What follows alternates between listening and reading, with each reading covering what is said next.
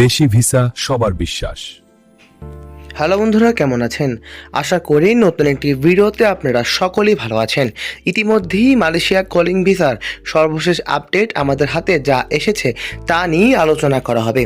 বন্ধুরা, বর্তমানে মালয়েশিয়া আজকের ভিডিওতে আমরা যা নিয়ে আলোচনা করব, মালয়েশিয়া কলিং ভিসার সর্বশেষ আপডেট 2026 নিয়ে। বিশেষ করে যারা ফাইল জমা দেওয়ার প্রস্তুতি নিচ্ছেন অথবা মেডিকেল করার কথা ভাবছেন তাদের জন্য এটি হতে পারে খুবই গুরুত্বপূর্ণ একটি ভিডিও। ভিডিওটি শুরু করার আগেই একটি অনুরোধ করতে চাই, যদি আপনি বিদেশে চাকরি, ভিসার আপডেট এবং প্রবাসীদের গুরুত্বপূর্ণ খবর নিয়মিত জানতে চান তাহলে আমাদের চ্যানেলটি সাবস্ক্রাইব করে আমাদের পাশে থাকুন। চলুন আর দেরি না করে ভিডিওটি শুরু করা যাক। বর্তমানে মালয়েশিয়ার কাজের জন্য বাংলাদেশ থেকে হাজার হাজার মানুষ আবেদন করার প্রস্তুতি নিচ্ছেন। তবে সবাইকে কাজে লাগিয়েই অনেক প্রতারক চক্র সক্রিয় হয়ে উঠেছে। তারা বিভিন্ন ধরনের মিথ্যা প্রতিশ্রুতি দিয়ে মানুষের কাছ থেকে টাকা আদায় করছে।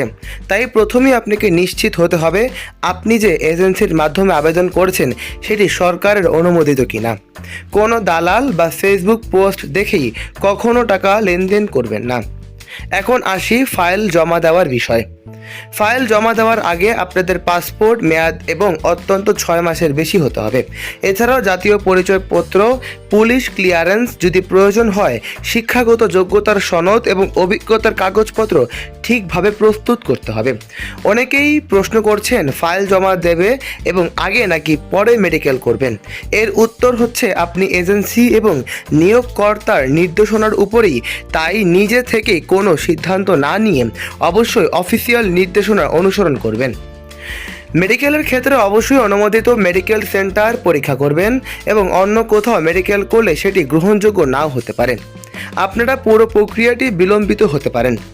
আরেকটি গুরুত্বপূর্ণ বিষয়, ভিসা হাতে পাওয়ার আগেই কেউ যদি আপনার কাছে অতিরিক্ত টাকা দাবি করে এবং নিশ্চিত ভিসার গ্যারান্টি দেয় তাহলে সতর্ক হয়ে যান, কারণ ভিসা অনুমোদনের চূড়ান্ত শিক্ষার্থী অর্থাৎ সিদ্ধান্ত এখন আমাদের হাতে আসেনি।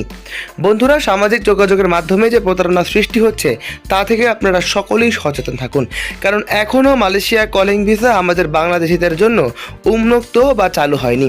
তাই নিজেকে দূরে রাখুন এবং অন্যদেরকে সচেতন রাখুন। বর্তমানে মালয়েশিয়া কলিং ভিসার সর্বশেষ আপডেট আমরা যা জানতে পেরেছি তা হচ্ছে বাংলাদেশিদের জন্য এখনও কলিং ভিসা চালু হয়নি। সর্বশেষ আপডেট জানার জন্য আমাদের চ্যানেলটি সাবস্ক্রাইব করে রাখুন। আজ এ পর্যন্তই। আসসালামু আলাইকুম।